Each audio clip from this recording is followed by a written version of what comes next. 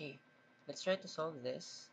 Determine the force in members CD, CF, and GF and state if these members are in tension or compression. So, ito yung given thrust natin. So, we are asked to determine the force in member CD. So, nasan si member CD? Ito. Member CF, ito yon. Okay, and then member GF, ito yon. So, mga specific members lang ang pinapahanapan ng force. So, definitely, ang magandang gamitin dito ay method of sections. Okay, so kung i-apply natin ang method of section, so ito yung procedure natin, no? Okay, so ang unang step talaga natin dito ay mag-pass through ng cutting plane. So ang rule dun sa ipapass through na cutting plane, dapat mahati sa dalawa yung truss at tatlong members lang ang makakat.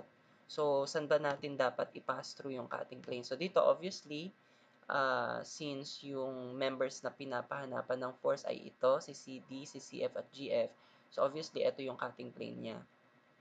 Okay, so dito sa cutting plane niya na ito, nahati sa dalawang sections yung truss. Itong right section, tas itong left section. Okay, and also, tatlong members lang yung nakat. No? So, ibig sabihin, naka-comply naman siya no, dun sa rules para dun sa cutting plane. Okay, ngayon na nakapag-pass through ka na ng cutting plane, okay, ikaw ngayon ay pumili ng section na dodrawingan mo ng free body diagram.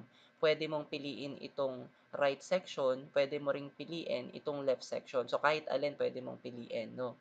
Okay, so, pero advisably, no, piliin mo yung section na mas simple. So, in this case, mukhang mas simple itong right section ni truss, no? So, ito yung piliin mo. No? Pero dito, as you can see, no, itong right section ni truss, no, meron itong external support na roller. No? At kung merong external support yung pinili mong section, kailangan mo siyang applyan ng pre-step. Kailangan mong isolve yung reaction dyan sa external support na yan. So, paano natin yun gagawin? I-drawing natin yung free body diagram ng entire structure. So, drawing the free body diagram of the entire structure, dito kay E, so ang external support na ito ay roller. So, lagyan natin ito ng reaction na normal force at E. Okay, perpendicular yan dun sa surface. Tapos dito naman kay A, meron tayo ditong hinge, no? So, dalawa ang reaction natin dito, isang horizontal at isang vertical. Ito ay AH, ito naman ay AV. Pero itong horizontal reaction, since wala naman itong makakasama na iba pang horizontal force, mapa-applied force man or reaction, so ito magzi-zero lang to. So, yung reaction lang dito kay A ay itong AV. So, ang nabuong force system actually dito ay parallel force system. At ang concern nating makuha ay si N sub E, no? So, anong equilibrium equation for parallel force system ang gagamitin natin para diretso nating masolve si N sub E? So, ang gamitin mo, mag-moment ka, no? Mag-moment tayo dito kay A para cancel agad si AV, ang masama lang na unknown si NE. So, we can directly solve for NE. So, summing up moment about point A equal to 0. Lahat ng clockwise ay positive. Okay. So, dito kay point A, pag nag-moment tayo dito, si 3 kN at AV, cancel sila, no? Sige. So, start tayo kay 5.5. Si 5.5, ang kanyang moment arm kay A ay, ilan tong perpendicular distance niya? 5 meters. So, yan ay 5.5 times 5. Tapos, anong ikot niya? About A, clockwise. So, positive. And then, si 5 kilonewton, ang kanyang moment arm about A ay, ilan? 5 plus 5. So, yan ay 10. So, 5 times 10. Ang ikot niya rin ay clockwise about A. So, positive. And then, yung 6 kilonewton naman, ang kanyang moment arm ay 5 plus 5 plus 5, so 15. So, 6 times 15. Ang kanyang ikot ay clockwise din, so positive. Okay, last na applied load si 4. Ang kanyang moment arm about A ay 4 na 5. So, yan ay 20. Tapos, ang kanyang ikot ay clockwise din, so positive. And then, yung last force natin na imo-moment kay A, si NE. So, si NE, ang kanyang moment arm ay 4 na 5 din. So, 20 din, no? Tapos, ang ikot niya naman ay counterclockwise about A. So, negative. So, yan yung mga forces na magsasama-sama, no, yung moment nila about A. So, equate natin sa 0. Okay, pindot natin to sa calculator to solve for N sub E. Okay? Alright, so ito ay 5.5 times 5 plus 5 times 10, okay, plus 6 times 15 plus 4 times 20, okay, minus yung unknown na n sub e, so alpha x, times 20. Okay, equate natin sa 0. So, shift solve. Okay, so ang reaction doon kay roller at E ay 12.375. 12.375. Ang unit natin ay kilonewton. Okay, so okay na tayo, no, dito sa pag-solve kay NE. So okay na tayo kay step 1. So yung step 2 na natin, no, drawing mo na yung FBD nung pinili mong section. So ito yon yung right section. So drawing natin free body diagram nung right section ni truss. Okay. Sige, so drawing natin siya. Yung cutting plane natin ay, let's say, nandito. Okay. And then, okay. Okay, and then, this one.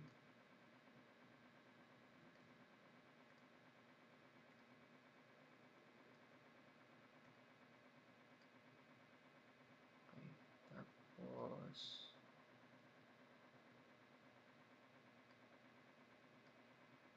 yan.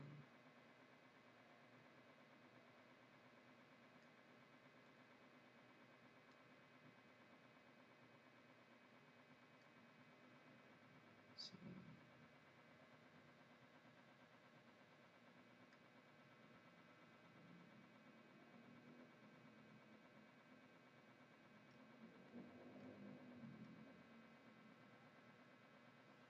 Okay, so meron ditong applied force na 4 kilonewton. And then meron ditong applied force na 6 kilonewton. Ito ay joint D. Kay joint E, dito rin kay joint E, merong N sub E, which is na-solve na natin yan. Yan ay 12.375 kilonewton. And then ito ay joint F. Okay, and then 3 meters ito. So, ito yon, no? Itong right section ni truss, ito yon. Okay, so ngayon, itong mga nakat na members, yan yung mga mae-expose ng force, no? So, ito sa ang member ba to galing? Pangalanan mo, no? So, ito CD. Ito naman ay CF. Then, ito naman yung GF. Okay.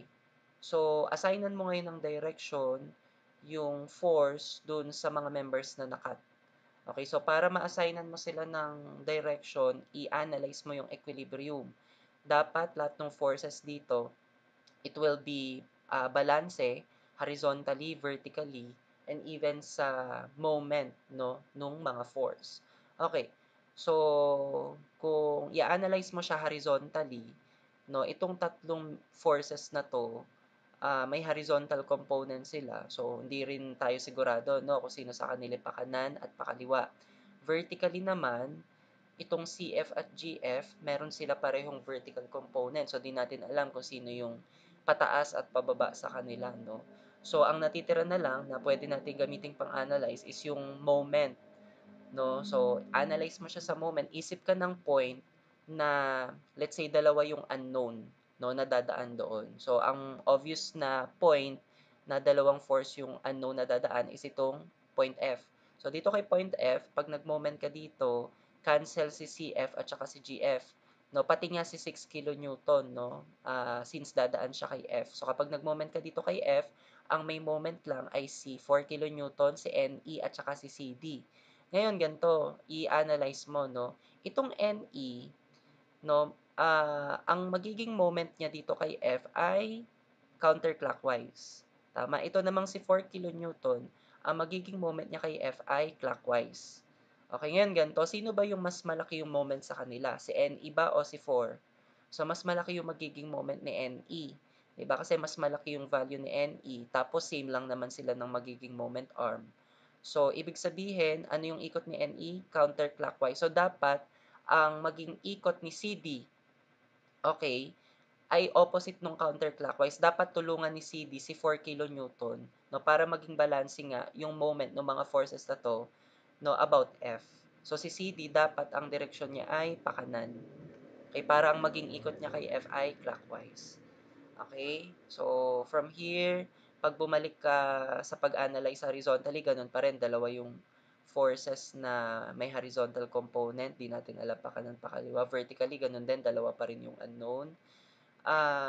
So, pwede mo tong ano, no, isipan pa ng point na pwede mong pagmomentan or better kung ano ka na, no, ayaw mo nang i-analyze, no, gusto mo nang makapag-solve, pwede naman i-assume mo na lang siya.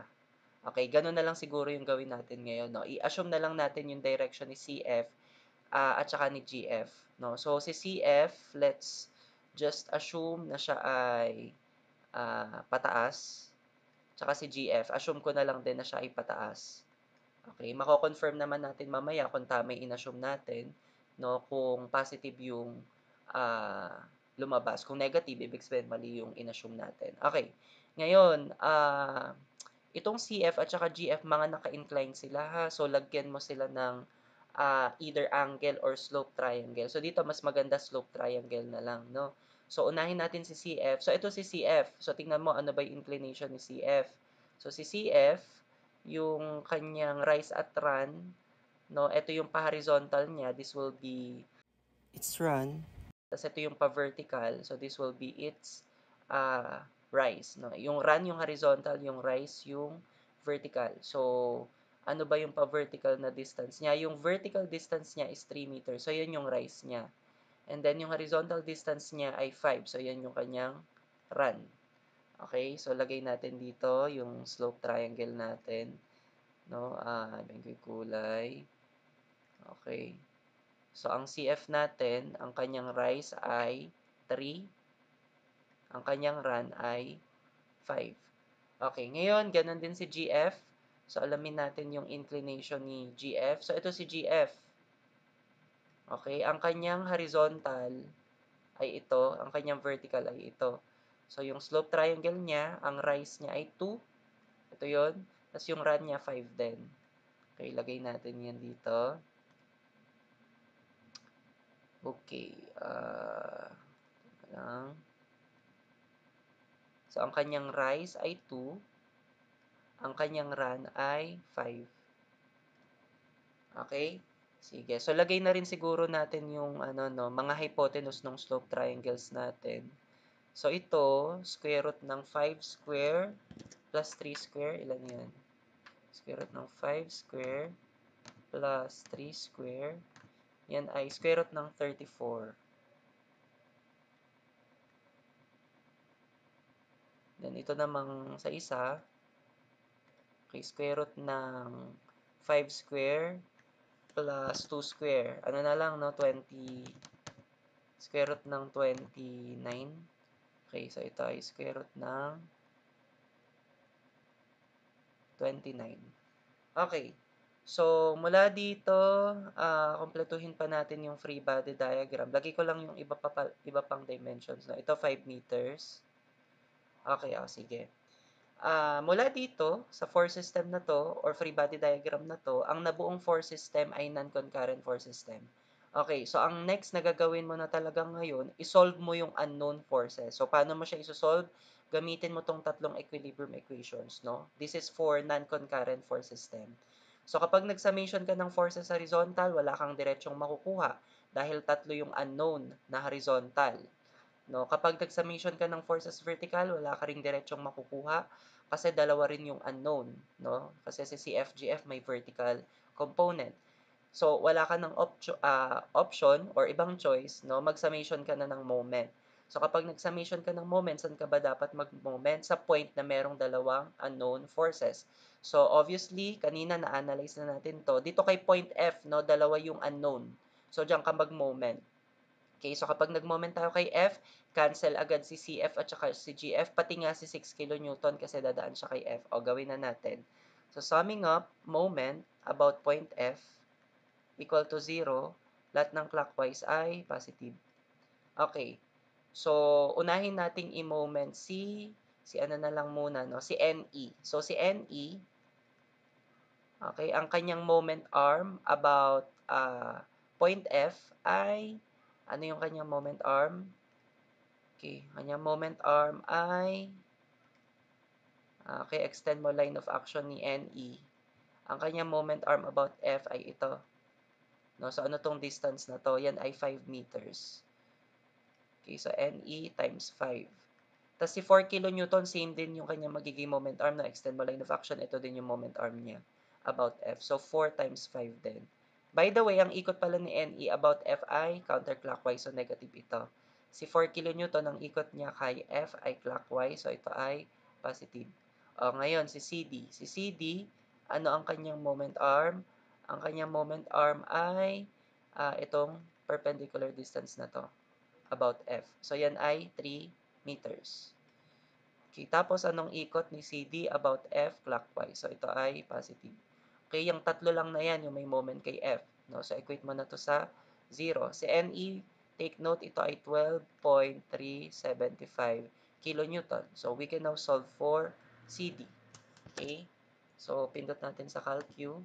So, si NE, so negative yun, naka-negative 12.375 times 5 plus 4 times 5 plus yung CD na unknown, assign natin siya sa alpha x times 3. Okay, alpha equal 0. Shift solve natin. Okay, ang lumalabas ay 13.95833. 13.95833.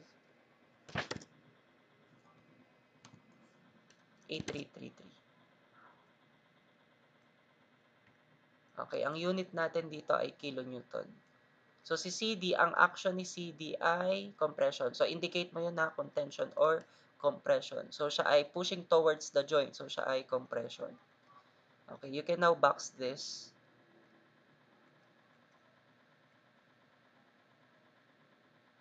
Okay, so na-solve na natin si CD. Okay, proceed tayo ngayon. Kapag bumalik tayo kay summation ni forces horizontal, wala pa rin tayo makukuha, dalawa pa rin unknown. Pag nag-summation ka ng forces vertical, ganun pa rin, dalawa pa rin ang unknown. So, wala kang option, kailangan mo pang maghanap ng pwedeng pagmomentan. Hanap ka ng point na dalawang unknown dadaan doon. Okay, so tingin ka dun sa tatlong unknown, no? Actually, nakuha naman na si CD, no? Pero ganito, ah, saan ka pa ba puwedeng mag-moment nga, 'no? So, tingnan mo 'tong si ano, si CD at saka CF, 'di ba kapag in-extend mo line of action nila, magtatagpo sila sa point C. Kasi eto si CD, eh, galing 'to si CD dito, ta's si CF galing dito, 'no? So, kapag in-extend mo line of action nila, dadaan sila dito kay C. So, i-extend natin line of action dito. Ah, okey. 'Pag in-extend mo line of action nito, tsaka nito, sila ay dadaan kay point C. So, diyan tayo ngayon mag-moment. Okay? So, summing up, moment, okay, about C equal to 0, clockwise ang positive. So, dito, si CD at saka CF cancel sila agad. So, ang mga may moment lang dito, ito si 6, si 4, si NE, at saka si GF. Okay? Unahin nating i-moment si, ito muna siguro yung mga force na ito, no? Sige, unahin natin si 6 kilonewton. Si 6 kilonewton, ano ang kanyang moment arm kay C? So, ang moment arm niya ay ito. So, ano tong distance na to? Yan yung distance mula kay D papunta kay C. So, ang distance mula kay D papunta doon kay C ay yung 5 meters. So, ang moment arm ni 6 ay 5 meters. Tapos, ang ikot niya ay clockwise about C. Si 4 kilonewton naman, ang kanyang moment arm ay Okay, ang kanyang moment arm ay ito, about C. So, ano yung distance na yan? 5 plus 5. So, yan ay 10. Ang ikot niya naman, ganun din, clockwise, so positive. Okay, si NE, same lang yung moment arm niya, no, kay 4 kN. So, ang moment arm niya ito din, about C. So, yan ay 10 din. Okay, tapos ang ikot naman ni NE, counterclockwise. So, yan ay negative. Okay, o ngayon, si GF, paano natin to ngayon imo-moment kay C? Okay, hindi natin alam kung ano ang perpendicular ni GF, no, dito kay C. So, ang gawin mo, i-varignon mo siya. So, kung i-varignon mo siya, let's say, dito na lang natin ilagay yung components niya, yung kanyang horizontal component, tsaka yung kanyang vertical component. So, dito, parehong component na yan ay may moment kay C. Pwede rin naman mag-principle of transmissibility ka, no? Kasi, di ba, ito si GF, no, ngayon, ito si point C. So, pwede mong ilipat yung GF dito, no, para malipat yung components niya, mapunta dito, kay G. Tama, o pwede mong gawin yon. Kapag ginawa mo kasi yan, yung vertical component ni GF, dadaan kay C. So, yung meron lang moment, yung kanyang horizontal component. O, yun na lang yung gawin natin. No, extend natin to, yung line of action, tapos lipat natin yung force GF kay point G. So, si point G, mga banda dito. Okay, mga banda dito si point G. Okay. So, lipat natin dyan yung components ni ni force GF. So, ito yung kanyang horizontal component. Ito yung kanyang vertical component. So, again, yung vertical component niya, dadaan kay C. Okay, so yung may moment lang is yung horizontal component niya. Sulat natin yung horizontal component ni GF. Ang horizontal component ni GF from the slope triangle, so yan ay GF, ano yung nasa ibabaw, horizontal ha. So yung horizontal kay slope triangle which is 5. Tapos yung nasa ilalim yung square root ng 29. Okay, ngayon ano yung moment arm nitong horizontal component na to about C? So yung moment arm niya ay ito na, yung distance na to. Which is ano ba tong distance mula kay G papunta kay C? Yan ay mula kay G papunta doon kay C, 3 plus 2. So, yan ay 5 meters. So, 5 meters to. So, ang moment arm niya ay 5. Tapos, ang ikot netong horizontal component ni GFKC ay counter. Okay, counterclockwise. So, yan ay negative. Okay. So, yan lang yung mga may moment kay C. Pwede na natin to i-equate sa 0. Si NE, may value na to na 12.375. Okay, so pwede na nating ibigay si GF. Okay, so bigay natin si GF, pilit natin sa calcu. Okay, so 6 times 5, okay, plus 4 times 10, minus yung NE natin na 12.375, times 10, okay, minus yung GF na unknown, i-assign natin siya as alpha x, tapos multiplied by 5 square root ng 29, okay, times 5. Okay, equate natin sa 0, shift solve. Okay. As you can see, nag-negative yung sagot kay GF. So, ano yung ini-indicate niyang negative na yan? Ang ini-indicate niyang negative na yan, ibig sabihin, mali yung inassume natin na action kay GF. Ang inassume natin na action kay GF ay compression. So, it should actually be oppositely directed. So, ang gawin natin, i-correct na natin agad no, yung kanyang direction. Na ang direction talaga ni GF, it should be oppositely directed. Ito na lang siguro. So, si GF dapat siya ay patension. So, yung components niya rin, in this case, dapat ay pakaliwa, tapos pababa. No? So, ang mangyayari dito, no, ito namang si GF, nagamit lang natin siya dito kay summation ni moment at C. No? So, dito si GF, no, correct mo na rin siguro yung sign niya. Gawin mo na tong positive. No, kasi kung pakaliwa yung horizontal component, ang ikot niya kay C ay clockwise. So, gawin na natin tong positive, no? So, para ma-correct din natin siya dito. Okay? So, ito ay plus. Okay, shift solve natin. Okay, sige. So, si GF, ang value niya ay 11.57810. 57810 kilonewton.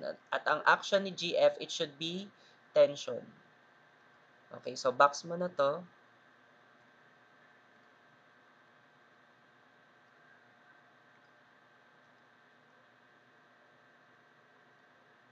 Okay, so na-solve na rin natin si GF. Okay, ang natitira na lang ay si CF. Okay, so kung si CF na lang yung natitira, okay, na-solve na si CD, tsaka si GF, no, pwede ka na actually bumalik kay summation ng forces horizontal or summation ng forces vertical. Pwede mo gamitin pareho, no, para magamit mo yung isa pang check.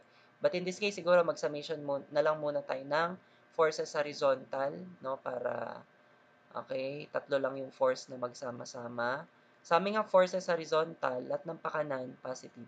Okay, si CD ay pakanan, so siya ay positive. Okay, now, si CF naman, ang kanyang horizontal component from the slope triangle, CF, yung nakaibabaw ay horizontal, so yung 5, over square root ng 34. At siya ay pakaliwa, so negative. Tapos si GF pakaliwa din. So siya ay negative GF. Ang horizontal component niya from the slope triangle, yung nasa ibabaw, horizontal dapat. Okay, 5 over square root ng 29. Okay, yan tatlo lang na yan yung magsasama-sama. Equate mo na sa 0. May value na tayo ni GF na 11.5781. 0.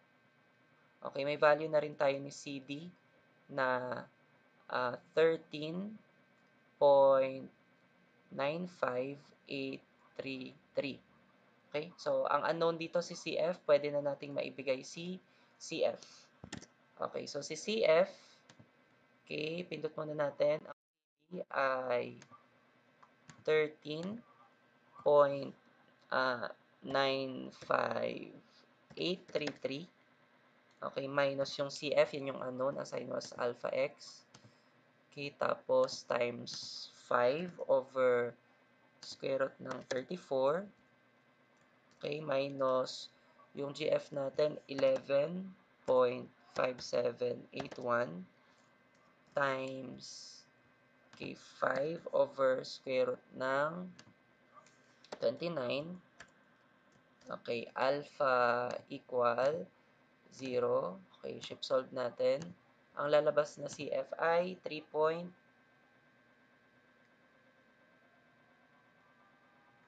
Ay, sorry. 74,153